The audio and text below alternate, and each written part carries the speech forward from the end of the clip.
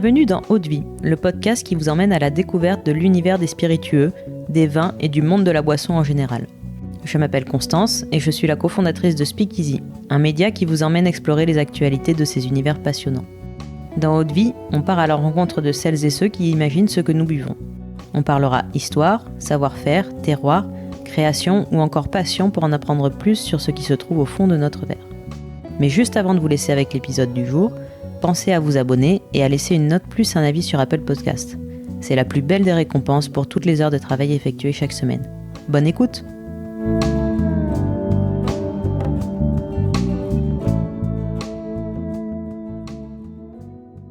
Bonjour, aujourd'hui je suis avec Pierre-Martin Noos, à la tête de la distillerie Coquerel, une entreprise familiale qui produit du Calvados, mais pas que, en Normandie. Donc bonjour Pierre. Bonjour Constance. Je suis très heureuse de pouvoir discuter avec toi aujourd'hui et d'en apprendre un peu plus sur ton parcours et ton entreprise. Tu représentes la 3e génération dans la distillerie familiale, puisque donc ta famille, la famille Martin, dirige l'entreprise depuis les années 70. C'est bien ça, ouais. C'est effectivement, on est une distillerie familiale depuis à peu près toujours en fait, mais c'est ma famille qui est à la tête de la distillerie depuis les années 70. Ouais. Ok. Et pour toi, c'est une vocation qui s'est pas développée forcément tout de suite. Est-ce que tu peux nous en dire un peu plus sur ton parcours et le déclenchement de ton arrivée dans l'entreprise en 2014 ? Ouais, j'ai grandi à Paris, été à l'école à Paris, passé mon bac à Paris, fait une école de commerce par la suite, et après j'ai travaillé en finance, on va dire, à Paris et à New York. Puis je vais repartir à New York pour mon ancienne boîte, et mon père avait 65 ans et je lui ai posé tout simplement la question: est-ce que tu crois que c'est une bonne idée que je vienne bosser avec toi? Il m'a dit: c'est très différent de ce que tu fais, mais bon, t'es jeune, tu peux essayer, et puis au pire, si ça te plaît pas, tu repartiras. Ouais. Et je dis toujours 5 ans après, mais maintenant c'est 7 ans après. Il y a eu 2 années un peu compliquées, donc on a un peu tendance à les oublier, mais voilà, ça va faire 7 ans que je suis là et ça se passe super bien. D'accord. Il a dû être content, j'imagine que tu viennes à ses côtés. Ouais, il était content. J'ai la chance et la malchance d'être fils unique, donc c'était un peu moi ou rien. Donc voilà, ouais, c'était. Je pense qu'il était dans le fond, il était content que je le rejoigne et que ça vienne de moi et que ça soit pas imposé par lui. Et du reste, il me l'aurait jamais imposé, je pense. Ouais. Donc, j'en suis sûr même. Donc voilà. Donc c'est plutôt une bonne chose. Même pour les salariés, c'était bien aussi. Ça permettait d'avoir on va dire une transition beaucoup plus smooth que si ça avait été repris par un groupe. Ouais, bien sûr. Par une autre. Ouais, et puis ça reste dans le domaine familial, c'est quand même chouette. Et donc, tu as tout de suite été dans l'action, dans l'entreprise. Ça a été quoi tes premiers axes de modernisation ? Alors, les premiers axes de modernisation, déjà, c'était de comprendre un peu comment ça marchait. Oui. J'avais toujours travaillé dans des entreprises qui vendaient des services, en fait, plus que des produits. Donc, c'est ça le challenge, c'est ça qui est intéressant. Et après, c'était de comprendre, on va dire plus en profondeur, ce qui était réellement le Calvados, comment on le produisait, voilà, en détail. J'avais un peu la big picture, mais j'avais pas on va dire toute la connaissance produit, on va dire. Et c'était aussi, pour moi, il y avait une réelle nécessité de diversifier et d'offrir un peu des nouveautés à nos partenaires. Ouais. Et j'adorais le gin. Ça faisait longtemps que je disais à mon père: tu devrais faire du gin. On parlait souvent des problématiques qu'on a dans les vieillissements des spiritueux bruns. Donc c'est les spiritueux bruns, ça va être le rhum, le whisky, le calvados, le cognac, etc. C'est des alcools qui nécessitent un vieillissement prolongé, sous bois. Donc qui dit vieillissement dit beaucoup de stock. Ouais. Et qui dit coût, c'est énormément de trésorerie en fait qui est immobilisée dans des fûts. Et alcool blanc dit pas de vieillissement, donc une immobilisation de trésorerie beaucoup plus faible. Et avec le gin, donc en 2015, il n'y avait pas encore beaucoup de distilleries de gin en France, il n'y avait pas encore beaucoup de gin français, il y en avait déjà beaucoup en Angleterre, en Espagne, ça arrivait aux États-Unis. En fait, en Angleterre et en Écosse, enfin on va dire au UK et aux US, il y avait beaucoup de distilleries qui arrivaient avec des gins ou des vodkas parce que ils mettaient en vieillissement du whisky, et donc pour financer les stocks, ils commençaient à vendre des alcools blancs et faire connaître la marque. Et je trouvais que sur le gin, il y avait une possibilité de aromatique, enfin une palette aromatique hyper large. On pouvait réellement créer un gin à l'image qu'on voulait. Et puis j'adorais ça, donc je me suis dit, voilà, c'est une belle chose à essayer de créer. Mon père a eu la même expérience que moi avec le whisky. C'est assez jeune, j'ai bu un peu trop de whisky un soir, donc j'en ai été écœuré pendant une dizaine d'années.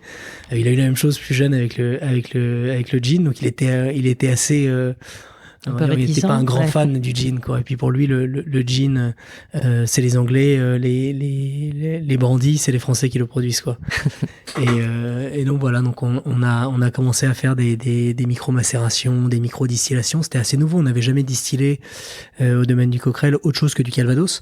Ouais. Donc on n'avait pas cette expérience de distillation au domaine sur d'autres types d'alcool, et donc ça a été aussi une belle opportunité aussi pour les salariés, avec certains qui se sont rapidement prêtés au jeu, qui ont réellement aimé cette nouveauté, et ça a été un moyen de redynamiser l'image de la distillerie, on va dire de reséduire les partenaires historiques avec lesquels on travaillait, de montrer qu'on vendait pas juste un alcool un peu hors du temps dans des bouteilles avec des longs cols, un peu de la cire qui dégouline, des étiquettes un peu parchemin, etc.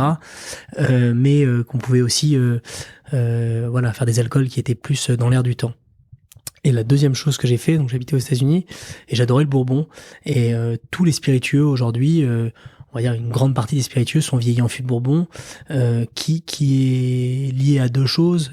La première raison, c'est parce que le bourbon doit, un peu moins maintenant, enfin un peu plus maintenant, mais pendant des décennies, pour faire vieillir du bourbon, il fallait le faire vieillir dans des fûts de chêne neufs, des fûts de chêne américains neufs.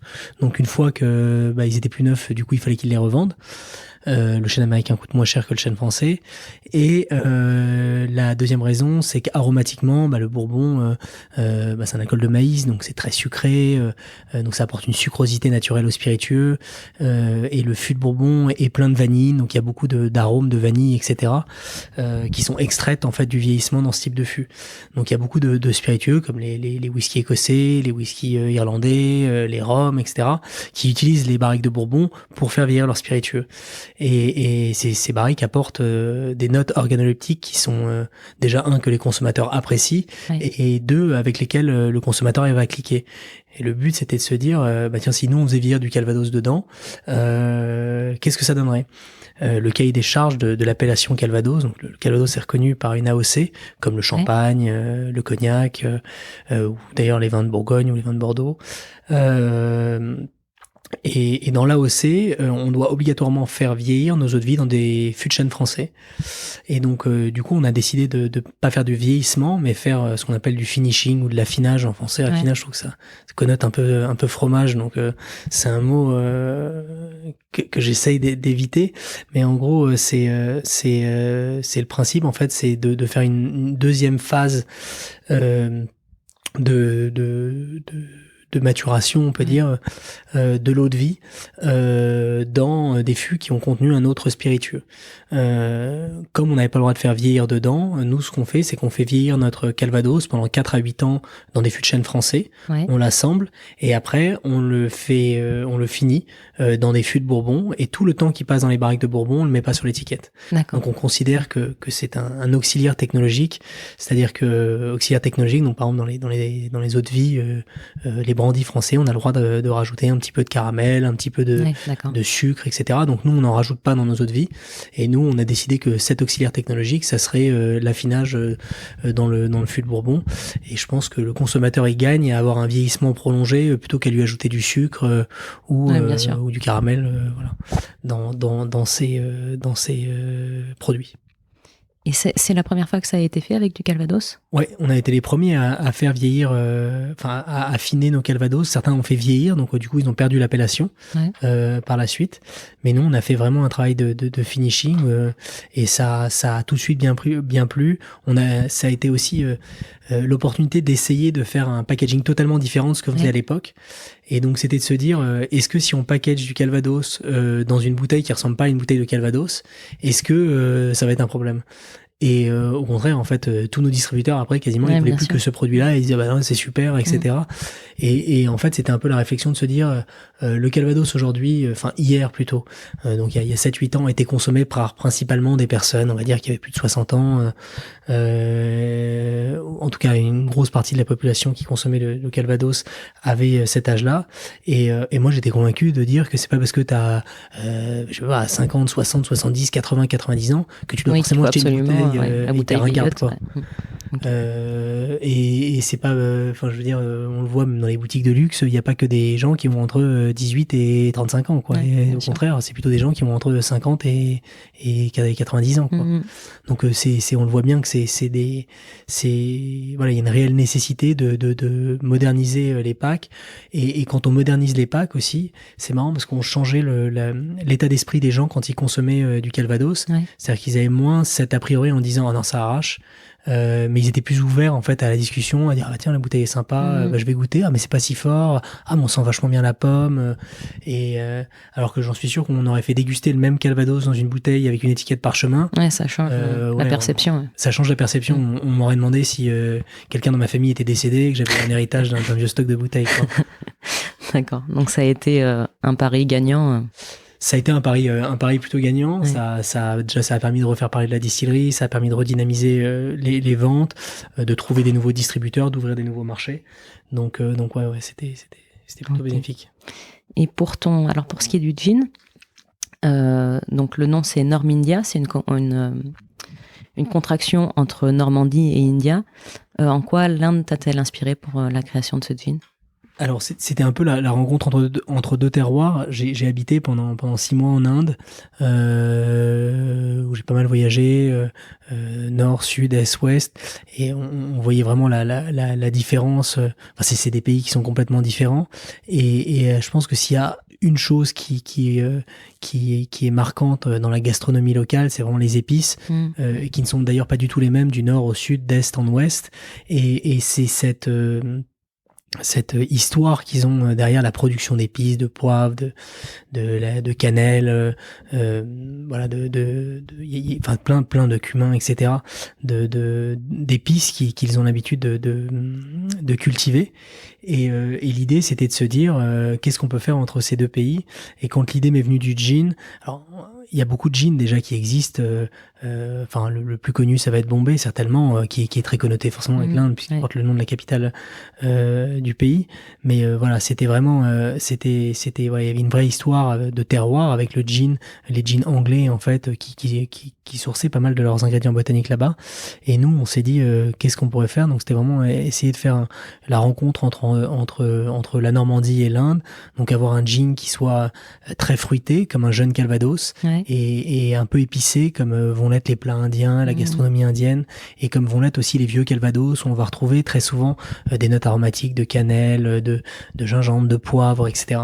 Donc c'était l'idée, c'était de sourcer les ingrédients botaniques en Inde, de les ramener en Normandie, de faire toutes les macérations, la distillation, etc. au domaine, et voilà. Ok. Et la recette ça a été compliqué à élaborer, il y a eu beaucoup de tests. Alors la recette a été assez compliquée à élaborer. Alors déjà, on n'avait jamais distillé de gin auparavant, donc on a dû faire pas mal d'essais de micro-macération, etc. On s'est inspiré d'un livre qu'on a à la distillerie, qui est un vieux livre qui date de 1765, qui s'appelle La chimie du goût et de l'odorat. À l'époque, la chimie s'écrivait avec un Y. Donc c'était un livre qui avait été approuvé par Louis XV. Et à cette époque-là, il était interdit de distiller. Donc près 1789, il était interdit de distiller des spiritueux qui n'étaient pas à base de raisin. Ou de cidre. Et les spiritueux à base de cidre pouvaient être distillés, mais ils ne pouvaient être consommés que dans la région de production. Donc près 1789. C'est d'ailleurs une des raisons pour lesquelles on n'a pas un grand passé de distillation de whisky, etc. Qu'on distille pas des spiritueux à base de grains depuis on va dire des centaines d'années, enfin oui, des centaines d'années comme vont le faire les Écossais. C'est nous, il y a eu réellement cette barrière près 1789. Il y avait une recette en fait qui était approuvée par Louis XV, qui était un distillat de genièvre, qui pouvait également servir de parfum. Donc bien évidemment, personne ne le consommait en parfum, tout le monde le buvait, mais comme c'était très aromatique, ils avaient un peu trouvé un twist pour le dire que c'était un parfum. Et donc nous, on a tout simplement repris cette cette recette-là, on l'a twistée un peu en rajoutant des pommes qu'on fait déminéraliser et confire, et en augmentant un peu les notes d'orange amer, donc avec des oranges amères qui viennent du sud de l'Espagne. Et un peu d'écorce de citron qui viennent du sud de l'Italie, qu'on fait macérer dans de l'alcool de blé français, et après qu'on redistille dans une plus petite colonne de Calvados. D'accord. Et donc on a fait effectivement pas mal de thèses, parce que les colonnes de Calvados sont des colonnes qui sont faites pour distiller du cidre. Un cidre, c'est une boisson alcoolique qui est aussi entre 5 et 8 degrés, et notre macérat était à plus de 35 degrés. Oui, d'accord. Donc en fait pour la colonne c'était assez compliqué de la régler, c'était très différent de de méthode de distillation, de régler les brûleurs, donc ce qui sert à chauffer le chaudron. Et ça pose pas de problème d'alterner gin et cidre dans un même alambic, enfin. Alors moi personnellement non, à la distillerie oui, parce qu'il faut démonter la colonne, la nettoyer, etc. Donc il y a pas mal de boulot derrière, parce que comme notre gin en plus c'est assez aromatique, voilà, ça vient quand même marquer le cuivre en fait. Donc il y a quand même une nécessité de le nettoyer, etc. Mais bon après c'est du cuivre qui a plus de 4 mm d'épaisseur, donc c'est quand même c'est des grosses machines. Ok. Et j'ai vu que tu avais développé une version bio de Normindia. Donc le Calvados, c'est un des spiritueux les plus respectueux de l'environnement. Est-ce que c'est pour rester dans cet état d'esprit que la version bio est née? Alors c'est vrai que c'était assez lié l'un à l'autre. Effectivement, le Calvados, c'est le spiritueux le plus respectueux de l'environnement au monde. Ça vient essentiellement de la matière première. Qui est en fait le pommier est l'arbre fruitier qui capte le plus de CO2. Donc la matière première séquestre énormément de CO2, et la deuxième raison, c'est le fait qu'on utilise très peu d'eau dans tout le processus de fabrication du Calvados. Dans tous les autres spiritueux, on doit utiliser énormément d'eau, notamment dans la fermentation. Nous, dans la fermentation, nous n'ajoutons pas d'eau. Dans la culture, il est prohibé d'irriguer les vergers. Donc c'est une irrigation naturelle, alors que dans plein de cultures, le blé, l'orge, la canne à sucre, etc. Il y a plein de fois où les producteurs sont obligés d'irriguer les terres, sont obligés d'ajouter énormément d'eau dans le processus de fermentation. Et en fait, cette eau après, par la suite, elle est distillée et donc elle s'évapore. Donc il y a vraiment une perte réelle. Et dans la distillation également, nous n'ajoutons pas d'eau, puisque les vapeurs alcooliques sont refroidies par le cidre. Et le cidre est chauffé par les vapeurs alcooliques. Donc il y a un processus, on va dire, très fermé, avec les seuls moments où on va utiliser de l'eau, c'est pour laver les pommes et pour réduire le spiritueux de son degré de distillation, donc à 70, à son degré de consommation, on va dire autour de 40 degrés. Et effectivement, quand on s'est posé la question du gin, un moment je me suis dit ça serait intéressant en fait d'essayer de développer un gin bio, pour essayer de faire un peu mieux les choses. Et donc on a pour ça sourcé de l'alcool bio, des ingrédients botaniques bio, twisté un peu la recette, et ça a été assez sympa. Ça a été le premier spiritueux bio qu'on a sorti à la distillerie. On voit qu'il commence à y avoir une demande un peu aussi du marché sur des choses un peu mieux faites. Voilà, mais c'était assez intéressant. Donc on a retiré tout le plastique de notre packaging, donc les capsules, etc. Et ça nous a aussi appris à essayer, même on va dire de manière plus générale, à essayer toujours de faire un peu mieux, donc de trouver des alternatives à des choses que l'on faisait, on va dire par habitude, pour essayer de changer les choses. Donc voilà, on a fait l'analyse carbone de la distillerie, on a fait notre analyse de cycle de vie, donc du Calvados, etc. Et le but aujourd'hui, c'est de se mettre des étapes pour essayer de toujours faire mieux. Donc nous, la neutralité carbone, on l'a atteinte par le verger, mais ça serait d'essayer de l'atteindre en fait sans le verger. D'accord. Donc pour l'atteindre sans le verger, ça passe par nous et aussi en grande partie par nos fournisseurs, parce qu'aujourd'hui, une grande partie des émissions de gaz à effet de serre des distilleries est liée au contenant, donc à la bouteille en verre. Et donc aujourd'hui, il y a beaucoup de verriers qui font des recherches sur comment est-ce qu'ils pourraient chauffer leur four autrement qu'avec du gaz. Donc est-ce que ça serait avec de l'électricité, est-ce que ça serait trouver une autre énergie, une autre énergie, ou d'ailleurs même nous trouver d'autres contenants. Donc est-ce que ce serait des bouteilles en carton, est-ce que ce serait des bouteilles en lin, est-ce que voilà.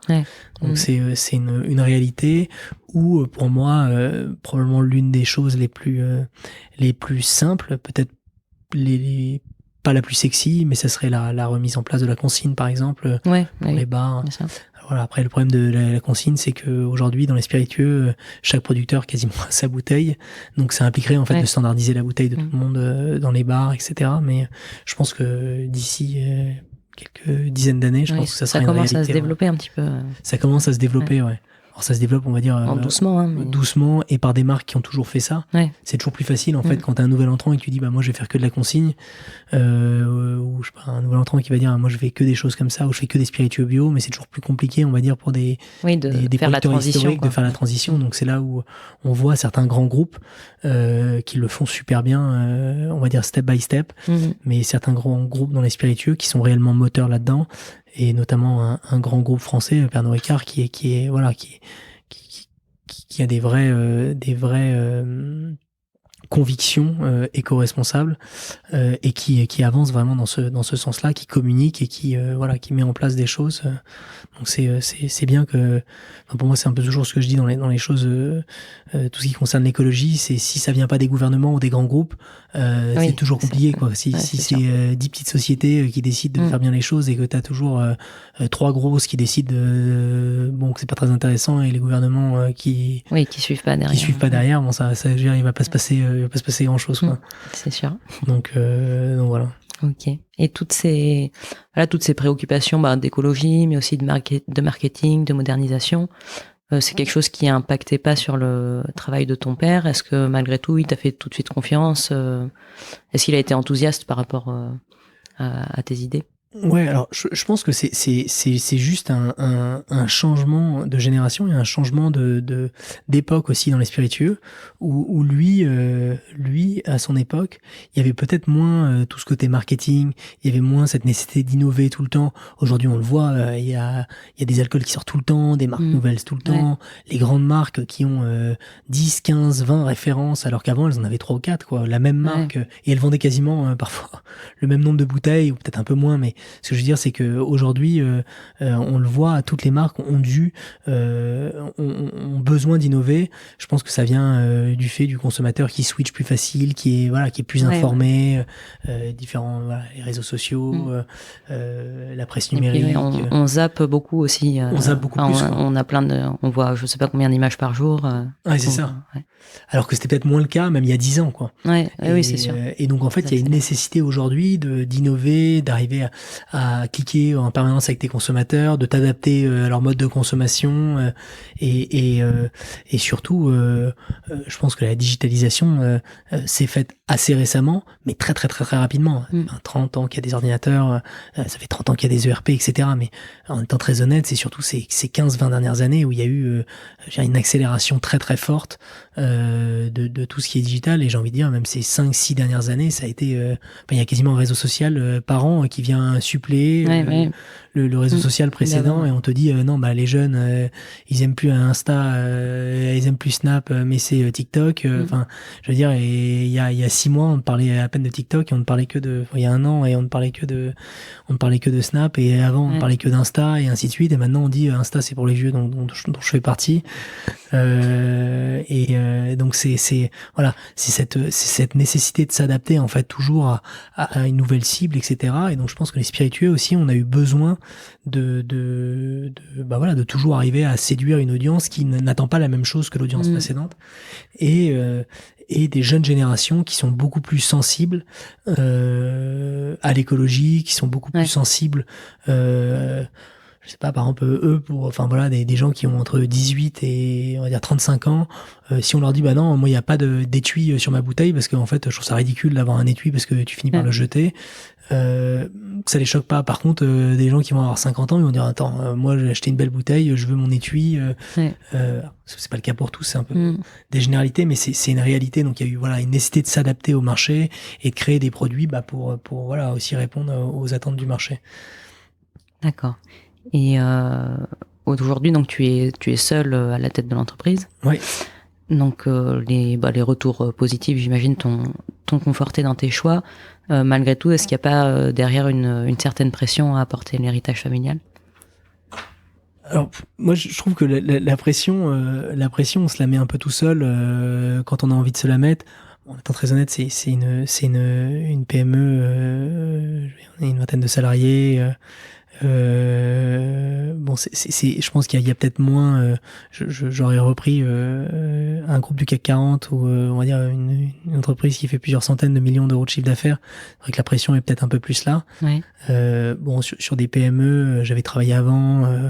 Oui, on essaye forcément de pas faire couler le truc, mais je trouve que la pression, on se la met tout seul. Si on est bien aidé, bien accompagné, etc., il n'y a pas de raison de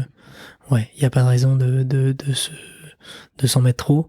Le secteur d'activité est hyper sympa aussi. Ouais, les sûr. gens sont, on vend des produits assez festifs, où on travaille avec des gens souvent quand même assez sympas, assez smart, qui sont assez ouverts, il y a plein de producteurs aussi on n'est pas trop concurrents tout le temps à se tirer dans les pattes, etc. Donc on peut même s'aider un peu, etc. Donc j'ai trouvé que c'était plutôt assez un secteur assez accueillant, et au final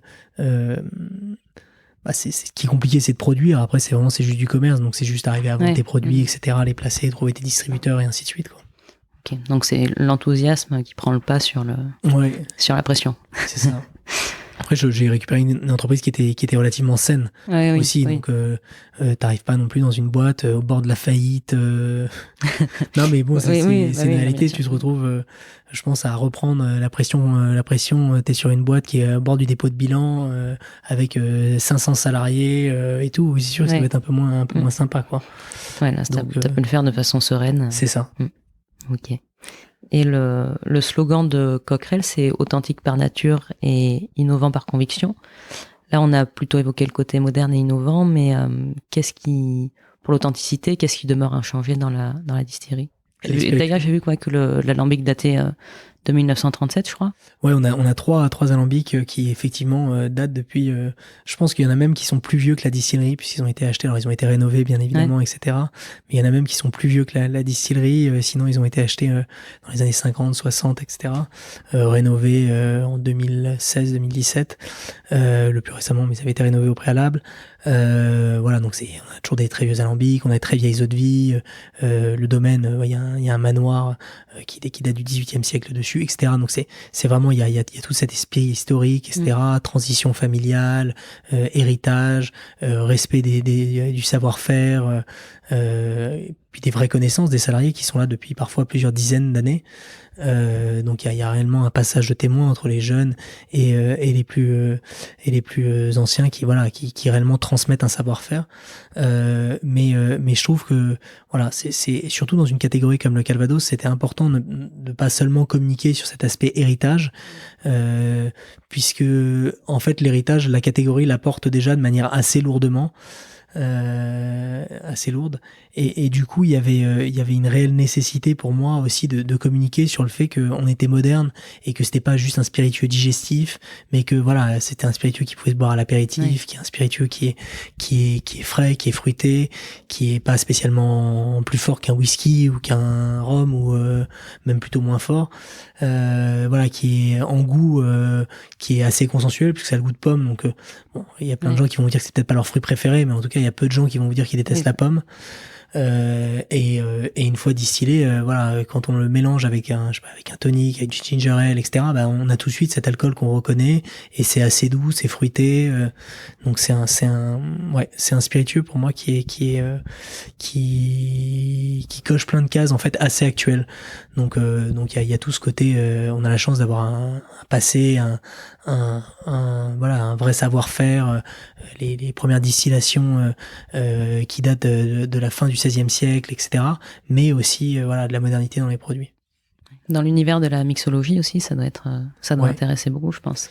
Bah, les barman en fait s'approprient de plus en plus le Calvados, et notamment en France, avec un retour en fait déjà du consommé français, avec un retour des alcools français sur le devant de la scène, avec de plus en plus de reconnaissance aussi des producteurs français qui font ça en fait depuis toujours, et on avait été et c'est grandement de notre faute, peut-être pas assez sur le marché, pas assez présent, pas assez à communiquer sur nos produits. Et en fait les barman se rendent compte en fait que c'est un spiritueux qui est bon, qui est facile à mélanger, qui coûte pas trop cher, donc qui est aussi qui est utilisable pour eux dans leur recette, et c'est c'est un spiritueux, je pense, qui est assez actuel, et voilà, et le consommateur a de moins en moins peur d'en consommer aussi. C'est ça qui est assez amusant. C'est, je pense que même il y a 5-6 ans, vous mettiez 10 cocktails sur une carte, il y en avait un avec du Calvados, bah je pense qu'il était consommé peut-être une fois sur 1000, parce que déjà les mecs ils disaient oh, la Calvados. J'ai fait un EVG, où j'ai fait un EVJF en Normandie. J'ai pris une grande claque chez un petit producteur qui m'a servi du Calvados brut de fût, donc à 65 degrés. Ouais, non, je vais peut-être pas prendre ce cocktail-là. Et aujourd'hui, il y a eu de l'éducation qui a été faite, etc. Les gens ont peut-être un peu moins peur. Avec l'interprofession, on a communiqué, par exemple, là, tout le mois de décembre, il y avait des pubs Calvados partout dans le métro à Paris. Ouais, je l'avais vu.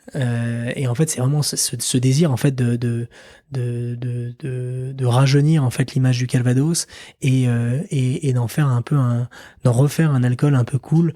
C'est un alcool qui a toujours été populaire, en plus. Je veux dire, pour moi, le Calvados, c'est un spiritueux qui est très haut de gamme de par sa manière de production, mais c'est un alcool qui est populaire, qui était autrefois consommé par les ouvriers qui prenaient le café Calva avant d'aller bosser, etc. Donc il y a un vrai amour pour le produit de manière assez populaire. Ça a toujours été un alcool qui était consommé par toutes les classes sociales, quoi. Ouais, d'accord. Et dans 10 ans, tu te vois où avec Coquerel? Alors c'est une question qui est pas évidente. Où je me vois, j'espère qu'on en vendra beaucoup plus, que les gens auront continué à découvrir le Calvados en France et à l'étranger. Donc on pousse pas mal sur certains marchés, on essaie de pousser aussi, d'en ouvrir d'autres. Voilà, les États-Unis, je pense que c'est un marché, une réelle opportunité pour le Calvados, puisque historiquement, en fait, avant la prohibition, ils distillaient plus d'apple brandy, donc du Calvados américain, on va dire, que de whisky. Donc il y a une réelle tradition. D'ailleurs, New York s'appelle Big Apple. Tous les États au nord de New York cultivent énormément de pommes. Il y a de plus en plus de producteurs de cidre aux États-Unis. Donc je pense qu'il y a une réelle opportunité sur ce marché-là. Et puis après, il y a l'Asie aussi, où il y a des réelles opportunités de développement pour le Calvados, où on clique pas mal de cases, toute cette partie héritage que certains pays adorent. Et à la fois un alcool qui est moderne, qui est avec des packaging qui se rénovent de plus en plus, avec des producteurs qui se déplacent de plus en plus aussi sur les marchés. Donc ouais, je pense qu'on a un avenir assez sympa. Et puis on travaille aussi sur le développement de nouveaux spiritueux. Donc voilà, c'est en ce moment j'ai un peu l'impression d'être le Willy Wonka des spiritueux, parce qu'il y a pas mal de trucs qui sont en labo, mais voilà, je pense qu'il y a une réelle opportunité sur en tout cas pour nous les distilleries françaises à continuer à produire des choses qui sont différentes de ce qui se fait sur d'autres marchés, et le Calvados, pour moi, un spiritueux qui a un avenir. Il y a le côté savoir-faire français aussi, qui est peut-être qui est pas mal à faire valoir à l'étranger, quoi. Il y a le savoir-faire français, il y a l'éco-responsabilité, où je pense que dans 20 ans, ça sera compliqué de continuer à produire des choses, on va dire, qui sont pas bonnes pour la santé, et Ouais, en bien plus sûr. de ça qui détruisent l'environnement, quoi. C'est à un moment il va falloir où il faudra payer des taxes importantes à la production. Enfin, je pense qu'on va en venir à là parce que quand on voit qu'on est 8 milliards d'habitants, on va être à 10 ou à 12 En 2050, on est à 10. c'est demain, quoi, 2050. Quand je voyais un article aussi qui disait que la première région productrice pour produire les meilleurs vins de France, ça serait la Normandie en 2050, à cause du réchauffement climatique. Enfin, il y a un moment où tu commences à te dire 2050 c'est demain, c'est dans 25 ans, quoi. Donc c'est clairement ça sera dans pas très longtemps. Donc il y a quand même une nécessité d'accélérer la transition et de faire les choses mieux plus rapidement, quoi. Et je suis convaincu qu'effectivement des distilleries qui continueront de polluer comme pas possible, toutes les gens qui produisent des choses en fait ils ne sont pas essentiels à la survie de l'humanité. À un moment il va falloir trouver des solutions, ouais. Faire autrement. De faire autrement, exactement. Donc je pense que c'est le Calvados pour ça. On a la chance en fait d'avoir une matière première qui séquestre pas mal de CO2. Ok. Eh ben merci beaucoup Pierre pour cet échange. Merci Constance. J'ai juste une dernière question avant de clore. Quelle est ta plus grosse claque de dégustation en matière de spiritueux? Dans le sens quelque chose qui t'a vraiment subjugué, quoi. Alors c'est vrai qu'une des plus belles on va dire claques que j'ai pris en dégustant un spiritueux, alors c'était il y a assez longtemps, ça devait être il y a 6-7 ans. C'était un très vieux cognac d'une très grande maison, la maison leader des cognacs d'ailleurs. Ils avaient fait une dizaine ou une vingtaine de bouteilles en édition limitée pour le travel retail, donc la maison NC, et on a eu la chance. Je voyageais avec mon père, on partait au Japon et on a eu la chance d'avoir quelqu'un qui connaissait dans le duty free qui nous a fait déguster en fait un peu en exclusivité le cognac qui était c'était juste c'était sublime. Je sais plus comment c'était, peut-être 10 000 ou 20 000 euros la bouteille, j'ai même plus le prix tellement c'était ridicule. Puis le flacon en plus était était joli mais c'était assez simple, quoi. C'était une grande bouteille assez droite. Enfin il y avait pas l'espèce de cérémonial qu'on peut avoir dans le cognac Louis XIII avec une carafe cristal baccarat, etc. Mais le cognac était juste magique et on se dit mais c'est incroyable, genre 2-3 minutes après t'avais toujours des notes aromatiques qui restaient en bouche et c'était un peu le truc où il y a un peu cette tendance toujours à dire les grandes maisons en gros ce qu'elles font c'est forcément pourri parce qu'elles en font plein, quoi. Et le petit producteur dont je fais partie c'est toujours mieux parce que c'est plus authentique. En fait les grandes maisons aussi il y a quand même un savoir-faire, il y a quand même des compétences, il y a des gens qui sont pas trop idiots et donc j'aime pas trop en fait cette espèce de critique systématique que peuvent avoir certaines personnes sur les grandes maisons, sur les grandes marques. Elles font quand même des choses hyper bien et parfois c'est vrai que pour sortir 60 millions, 80 millions de bouteilles d'une même référence, c'est pas toujours évident de toujours faire exactement la même chose. C'est pas un ordinateur quoi qu'elle produit, c'est un produit qui est issu de matières premières naturelles, etc. Et c'est vrai, quand j'avais dégusté ce vieux cognac, je m'étais dit ils sont quand même bons, ils ont quand même des beaux stocks chez eux. Donc ouais, c'était une très belle découverte. Donc t'en gardes un souvenir, ouais. Tu t'en souviens 7 ans après, quoi. Je m'en souviens Après, j'ai pas mal ça aussi dans le vin, où on a pas mal de super souvenirs dans le vin, dans le champagne aussi, où je trouve qu'il y a là pour le coup il y a de plus en plus de belles choses qui se font et de viticulteurs dans toutes les régions d'ailleurs qui ont travaillé complètement leur vin. D'ailleurs aussi c'est un secteur pour moi, la viticulture, qui a changé ces 5-10 dernières années, j'ai envie de dire, de manière incroyable, où plein de viticulteurs ont fait un super travail, plein de petites maisons de champagne là pour le coup aussi ont fait un super boulot et de marque et dans les liquides et c'est assez sympa. Ouais. Ça t'inspire pour Ça m'inspire, pas mal. Ouais. C'est vrai que ce qui se fait dans le monde de la viticulture, je trouve assez inspirant pour le monde du spiritueux. Il y a peut-être et surtout dans certaines régions où il y a peut-être moins ce poids du passé, ce poids de l'histoire, ce poids de la région, ce poids de l'appellation, et il y a des viticulteurs qui font des trucs assez super à des prix en plus très abordables. Voilà. Ok. Et merci beaucoup pour cet échange. Merci à toi. C'était très intéressant de comprendre ton parcours et ce qui t'anime aujourd'hui et pour le futur avec la Maison Coquerel.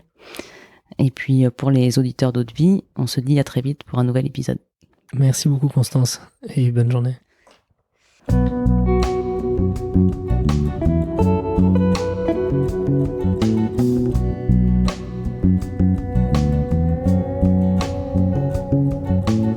Eau de Vie, c'est terminé pour aujourd'hui. Enfin presque. Si vous avez aimé cet épisode, pensez à noter Eau de Vie 5 étoiles sur Apple Podcast avec un petit commentaire pour nous encourager. C'est ce qui nous aide à gagner en visibilité et nous encourage à produire toujours plus d'épisodes. Enfin, si vous souhaitez en apprendre plus sur l'univers des vins, des spiritueux et du monde de la boisson en général, rejoignez-nous sur Speakeasy, le lien est dans la description. Merci encore et à la semaine prochaine.